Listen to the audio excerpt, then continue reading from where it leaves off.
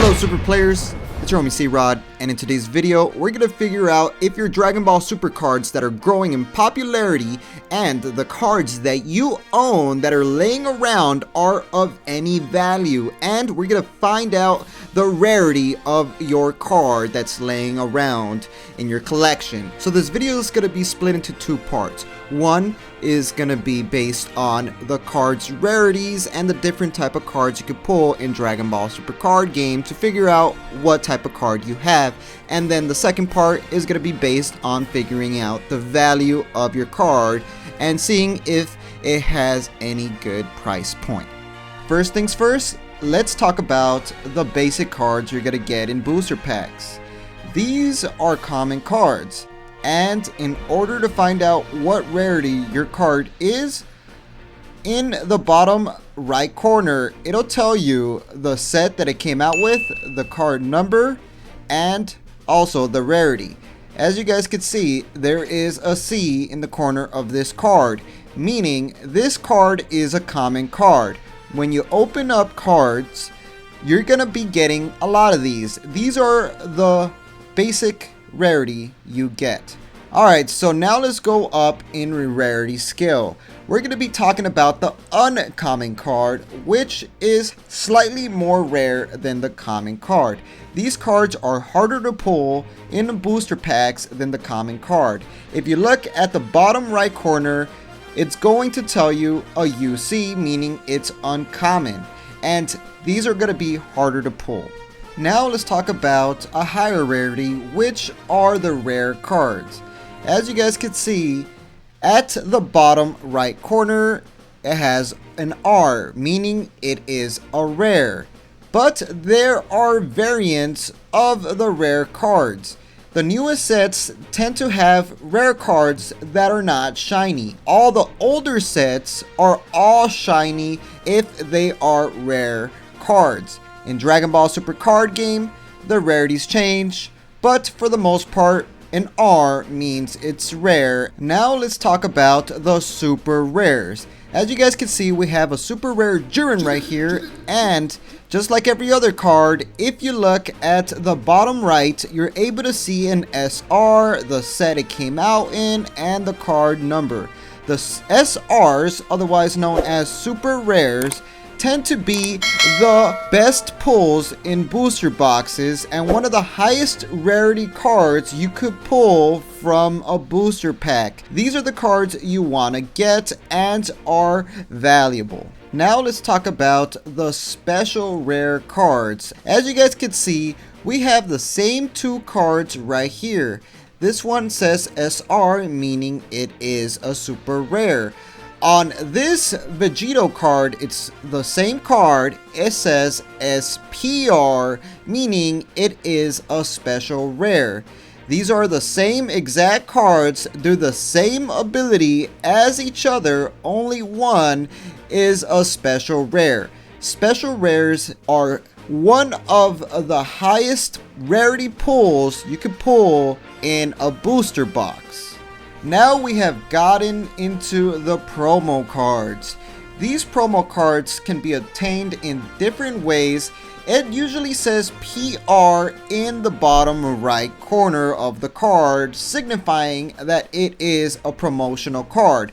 The way you get these promo cards are by various different ways depending on how Bandai promotes the cards. You could get them from tournament packs, dash packs, championship packs, and special promotional packages like watching a movie. Depending on how Bandai promotes the card, you could obtain these. These tend to be very valuable and difficult to acquire. Now let's talk about the reverse holo cards. This is the card you guys just saw, which is an uncommon card. Right here, we have the same exact card, but the reverse holo version. This card right here will be valued much higher than the normal card. And one is holo and one is not. Bandai has released a bunch of reverse holo cards in their newest sets. Now, we're going to be talking about the different alternative arts. As you guys can see, we have Whis Coercion, a common card. Now, there are a variety of different versions of this card. Whis Coercion is common, but as you guys can clearly see, we have a different variant of the card. This one right here says Judge, meaning you could only get these from judging. And then we also have alternative artwork of the same card, Whis Coercion. All three of these are common cards, but the value changes based on which version you have. Now let's talk about the different type of rarities you could pull from different boxes. As you guys can see, this Vegeta Agent of Destruction has different letters in the bottom because it is a special rarity for the box that it came out in. Each box sometimes comes with special rarities for that box and that box only. These tend to be very expensive depending how hard that specific box is to get. Now let's take a look at the pre-release stamp cards. There are a lot of different rarity type of cards in Dragon Ball Super. These have a stamp that says the series, and these are pre-release, meaning you could only acquire these by buying a booster box before the actual release date from your local card shop. You could only get a couple of these, and these tend to be very valuable depending on the pre-release card that you pull. Let's talk about the expansion set cards. Right here we have a Vegito card. And this is an expansion card that you could get by buying expansion sets that Bandai releases.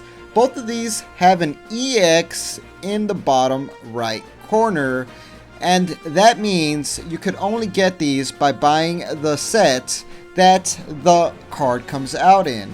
Expansion cards tend to go up in value if the expansion is hard to get as well. We're going to be talking about the ST rarity, which mean starter deck rare. Starter deck rares are exclusive to certain starter decks or expert decks.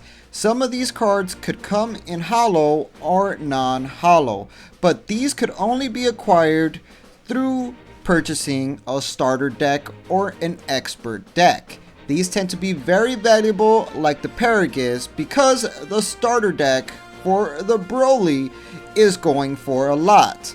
These ST rarity cards that are exclusive to starter decks are definitely worth getting. We also have Judge cards. Judge cards tend to have a stamp on it saying Judge. You could only get these by being a certified judge, passing the judge test, and then judging an event. These tend to be very expensive depending on the judge level. There's Judge 1 and then Judge level 2, which has a level 2 stamped on it. Last but not least, let's talk about the secret rare cards. Every secret rare is gonna run the same. In the bottom right corner, it will say SCR, meaning it is a secret rare card. Secret rare cards are extremely difficult to get. You could roughly only get 1 or 2 per case, meaning every 12 booster boxes. This is the highest rarity of card you could get in Dragon Ball Super card game. If you see a card with SCR in the bottom right corner, just know that you pulled the highest rarity card in Dragon Ball. Alright, this is part 2 of the video where we're going to be figuring out the value of the card and how to find out how much your card cost.